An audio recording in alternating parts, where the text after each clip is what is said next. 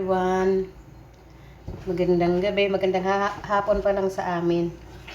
Gagawa ko ng banana cake. Minix ko na kasi nakalimutan ko mag-video. Ang sangkap ko, isang saging lang kasi kinupit ko lang sa saging ng amo ko.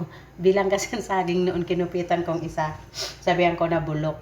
Tapos, isang saging, isang itlog,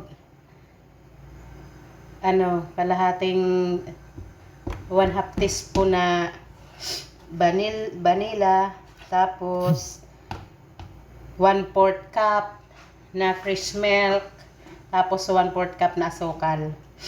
Tapos yung harina, isa ang nilagay ko. Tapos nilagyan ko ng baking powder saka baking soda. Ayan. Okay na to kasi hindi nabili ng tinapay, nagugutom ako. Walang makuhang tinapay. Okay na yata to. Tapos ilalagay na dito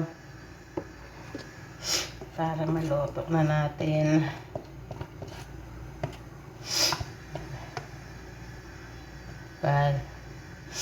Dapat hindi ko kinain yung isang saging. Kinain ko kasi.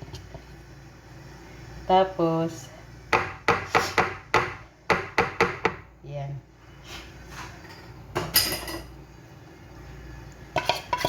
Sumutok.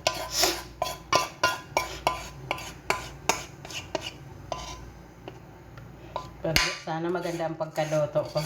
Nilagyan ko pa pala ng butter. Tinunaw na butter. Sa pinanood kong recipe,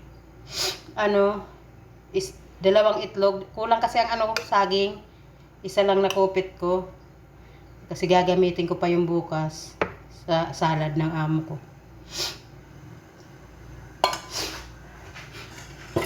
Pero wala naman sanang problema kahit gamitin ko. Kaso lang iniisip ko nga yung yun lang kasi kinakain niya, prutas.